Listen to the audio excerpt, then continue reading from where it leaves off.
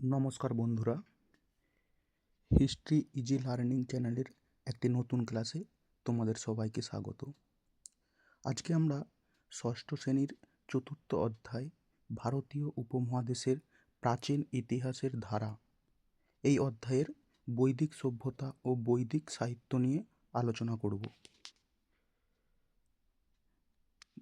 বৈদিক সভ্যতার স্রষ্টা ছিলেন আর্যরা। এই আর্য কারা সেটা নিয়ে ঐতিহাসিকদের মধ্যে মতভেদ রয়েছে, তবে বেশিরভাগ ঐতিহাসিকই বলেছেন আর্যরা মধ্য এশিয়ার তৃণভূমি অঞ্চলের একটা যাযাবর গোষ্ঠী। এরা খ্রিস্টপূর্ব 1500 অব্দে ভারতে, বিশেষত ভারতের উত্তর পশ্চিম সীমান্তে এসেছিল এবং বৈদিক সভ্যতার সূচনা ঘটায়। আর্য আর্য শব্দটি কোনো জাতিবাচক অর্থে ব্যবহৃত হয় না। আর্য মূলত একটি ভাষা, ইন্দো ইউরোপীয় ভাষা গোষ্ঠীর মানুষদেরই আর্য বলা হতো। এই আর্যরাই বৈদিক সভ্যতার সূচনা করেন। এরপরে বৈদিক সভ্যতার সময়কাল জেনে নেওয়া যাক। বৈদিক সভ্যতার সময়কাল হচ্ছে খ্রিস্টপূর্ব 1500 থেকে 600 খ্রিস্টপূর্ব পর্যন্ত। এই বৈদিক যুগকে দুটি ভাগে ভাগ করা হয়। একটা হচ্ছে আদি বৈদিক যুগ। আদি বৈদিক যুগের সময়কাল হচ্ছে 1500 খ্রিস্টপূর্ব থেকে 1000 খ্রিস্টপূর্ব। আর পরবর্তী বৈদিক যুগের সময়কাল হচ্ছে 1000 খ্রিস্টপূর্ব থেকে 600 খ্রিস্টপূর্ব পর্যন্ত। এবার আমরা বৈদিক সাহিত্য সম্পর্কে দেখব। বৈদিক সাহিত্য, বেদকে কেন্দ্র করেই বৈদিক সাহিত্য গড়ে উঠেছিল। অর্থাৎ এই যুগের প্রধান গ্রন্থ যেখান থেকে আমরা এই যুগের ইতিহাস জানতে পারি সেটা হচ্ছে বেদ। এই বেদকে কেন্দ্র করে গড়ে উঠেছিল বলেই এই সভ্যতার নাম বৈদিক সভ্যতা। বেদ শব্দটি এসেছে সংস্কৃত বিদ শব্দ থেকে, যার অর্থ হচ্ছে জ্ঞান।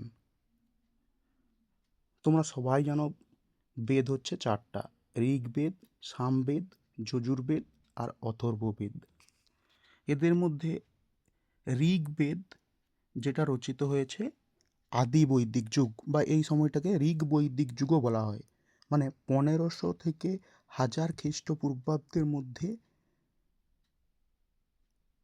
রচিত হয়েছে ঋগ বৈদিক যুগ।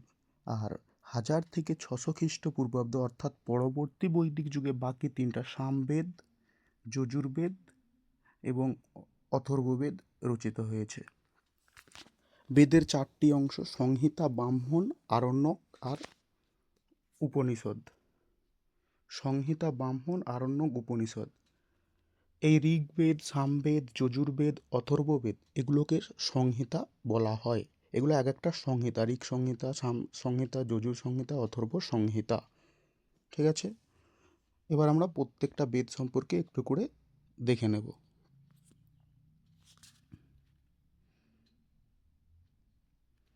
সামবেদ। সামবেদ মূলত সুর করে গানের মতো করে গাওয়া হতো।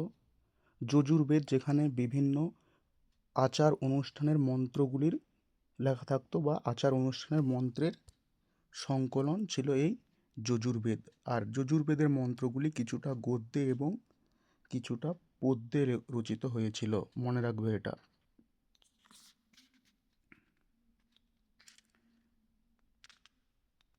পরে দেখো,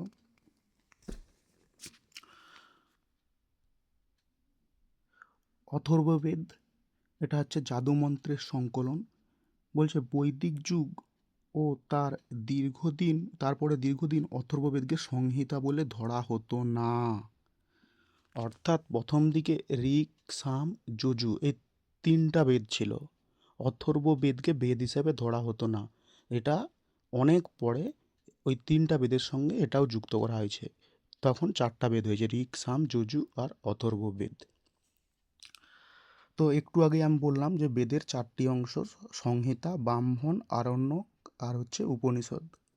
সংহিতা কোনগুলো? ঋক সংহিতা, সাম সংহিতা, যজুর সংহিতা, অথর্ব সংহিতা। এগুলোকে এই চারটা বেদকেই সংহিতা বলা হয়। সংহিতা কথার অর্থ কি? সংকলন করা। এবার ব্রাহ্মণ কি না, ব্রাহ্মণ বলছে সংহিতাগুলিকে ব্যাখ্যা করার জন্য তৈরি হয়েছিল গদ্যে লেখা ব্রাহ্মণ। ঠিক আছে। আরণ্যক কি, আরণ্যক হচ্ছে মূলত যাগযজ্ঞের ব্যাখ্যা ও নানান চিন্তাভাবনা আরণ্যক সাহিত্যে রচিত হয়েছে। যাগযজ্ঞের ব্যাখ্যা এবং নানান চিন্তাভাবনা আরণ্যক সাহিত্যে দেখা যায়। এই আরণ্যক লিখতেন কারা না, যারা অরণ্যে থাকতেন তারাই এই আরণ্যক লিখতেন। আর একটা কি, উপনিষদ। উপনিষদ হচ্ছে বেদের নানান তত্ত্বের বিভিন্ন ব্যাখ্যা এবং চিন্তাভাবনাই উপনিষদে রচিত হয়েছে। বেদের বিভিন্ন ব্যাখ্যা চিন্তাভাবনা উপনিষদে রচিত হয়েছে। আচ্ছা, এরপরে আছে বেদাঙ্গ। বেদাঙ্গ হচ্ছে বৈদিক সাহিত্যগুলিকে ঠিকমতো উচ্চারণ করা, অর্থাৎ চারটা যে বেদ ঋক সাম যজু অথর্ব, এই বেদগুলোতে যা লেখা হয়েছে সেগুলিকে সঠিক উচ্চারণের জন্য, সেগুলির ছন্দ কেমন, যেগুলো লেখা হয়েছে তার অর্থ কী, এগুলো বোঝার জন্যই রচিত হয়েছিল বেদাঙ্গ। বেদাঙ্গের সংখ্যা কয়টি? 6টা বেদাঙ্গ রয়েছে: শিক্ষা, ছন্দ, ব্যাকরণ, নিরুক্ত, জ্যোতিষ আর কল্প।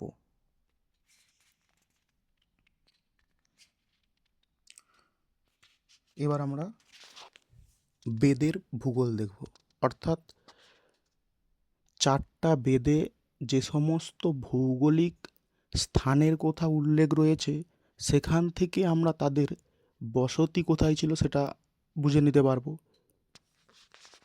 যেমন বলছে ঋগ্বেদের হিমালয় এবং কাশ্মীরের মুজবন্ত সিংহের উল্লেখ আছে। ঋগ্বেদে হিমালয় এবং কাশ্মীরের মুজবন্ত সিংহের নামটা আছে। আবার বলছে বিন্ধ্য পর্বতের উল্লেখ নেই, অর্থাৎ তখনও ঋগ বৈদিক যুগ বিন্ধ্য পর্বতে বিস্তার লাভ করেনি, অর্থাৎ দক্ষিণ ভারতের দিকে তখনও বৈদিক যুগের ছড়িয়ে পড়েনি বা বিস্তার লাভ করেনি। এবং ঋগ্বেদের আলোচনায় গুরুত্বপূর্ণ নদী হলো সিন্ধু, মানে সিন্ধু নদীর তীরে তারা বসবাস করত, ওই জন্য সিন্ধু নামটা ঋগ বৈদিক যুগে পাওয়া গেছে। আবার সরস্বতী নামে একটা নদী ঋগ্বেদে রয়েছে, যেটা আজ আর খুঁজে পাওয়া যায় না। সিন্ধু নদীর পাশাপাশি সরস্বতী নদীও ছিল, কিন্তু বর্তমানে সরস্বতী নদীটার অস্তিত্ব বিলুপ্ত হয়ে গেছে। তারপরে হিন্দু ও তার পূর্ব দিকের উপনদীগুলি ঘিরে ঘেরা অঞ্চল ছিল আদি বৈদিক মানুষের বাসস্থান। এই অঞ্চলটিকে বলা হয় সপ্ত সিন্ধু অঞ্চল। খুব ইম্পর্টেন্ট কোশ্চেন পরীক্ষার জন্য, সপ্ত সিন্ধু অঞ্চল। ঋগ্বৈদিক যুগের বসতি এই সপ্ত সিন্ধু অঞ্চলেই ছিল। সপ্ত সিন্ধু অঞ্চল বলতে 7টা নদী, কি কি? সিন্ধু নদী, সরস্বতী নদী, বিতস্তা, বিপাশা, চন্দ্রভাগা, ইরাবতী ও শতদ্রু নদী। এই 7টা নদীকে বলা হয় সপ্ত সিন্ধু। এই সপ্ত সিন্ধু অঞ্চলেই ঋগ বৈদিক যুগের মানুষের বাসস্থান ছিল। এই ছবিতে দেখো 7টা নদীর চিত্র দেওয়া আছে, মানচিত্রের মধ্যে 7টা নদী। এবার সরস্বতী নদী যেটার আজ আর অস্তিত্ব নেই, সরস্বতী নদী ঋগ্বৈদিক যুগে ছিল, কিন্তু এখন আর এই সরস্বতী নদীর অস্তিত্ব নেই, বিলুপ্ত হয়ে গেছে। তারপর দেখো গঙ্গা, যমুনা, দোয়াব এলাকার উল্লেখ পরবর্তী বৈদিক সাহিত্যে অনেক বেশি। যেটা ঋগ্বেদে গঙ্গা, যমুনা, দোয়াব এলাকার উল্লেখ পাওয়া যায়নি, অর্থাৎ তখনও গঙ্গা, যমুনা, দোয়াব এলাকায় ঋগ বৈদিক যুগের মানুষেরা আসেনি, ওই জন্য সেই নামটা ততটা উল্লেখ নেই। কিন্তু পরবর্তী বৈদিক যুগে গঙ্গা, যমুনা, দোয়াবের উল্লেখ পাওয়া যাচ্ছে, মানে বসতিটা তারা পরবর্তী বৈদিক যুগের মানুষ এই গঙ্গা, যমুনা, দোয়াব এলাকাতেই বসবাস করেছিল। তারা উত্তর পশ্চিম সীমান্ত থেকে সরে এসে ভারতের পূর্ব দিকে চলে এসেছিল। এর থেকে বোঝা যায় যে বৈদিক সভ্যতা পাঞ্জাব থেকে পূর্ব দিকের হরিয়ানায় সরে গিয়েছিল। গঙ্গা নদীর সমভূমি অঞ্চলে ছড়িয়ে পড়ার ফলে বৈদিক সমাজে কৃষির প্রচলন হয়।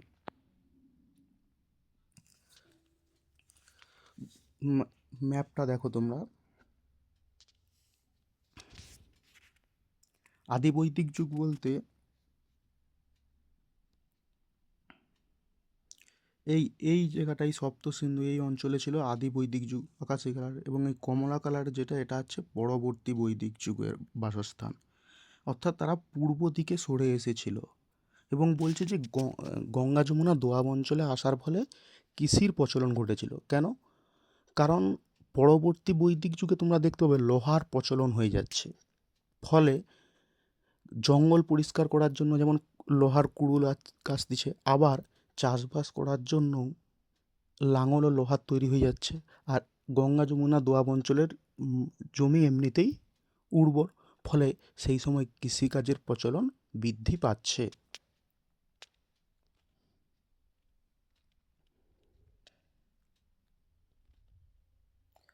এবার আমরা বৈদিক যুগ এবং প্রত্নতত্ত্ব সম্পর্কে দেখব।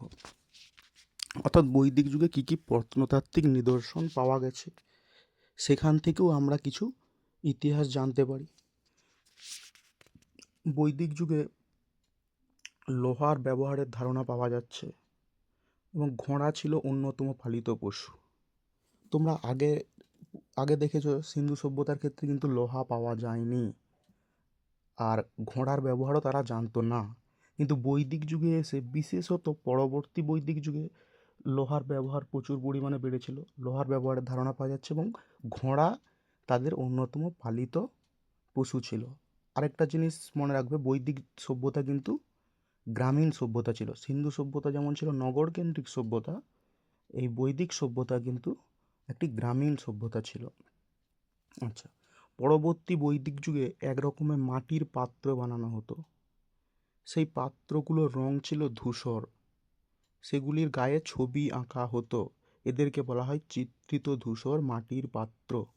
পরবর্তী বৈদিক যুগে প্রত্নতাত্ত্বিক খনন কার্যের মাধ্যমে এক ধরনের মাটির পাত্র পাওয়া গিয়েছিল, যেই পাত্রের রংটা কি ছিল, ধূসর রঙের, এবং তার গায়ে, পাত্রের গায়ে ছবি আঁকা ছিল।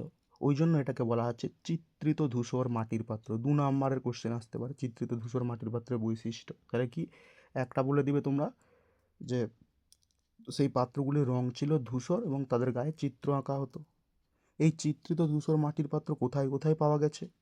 হরিয়ানার ভগবানপুরায়, অত্রঞ্জি খেরা, হস্তিনাপুর, অহিচ্ছত্র, নোহ, এইসব জায়গায় চিত্রিত ধূসর মাটির পাত্র পাওয়া গেছে। আজকের ক্লাস এতটাই। দেখা হচ্ছে অন্য কোনো ভিডিওতে। ধন্যবাদ।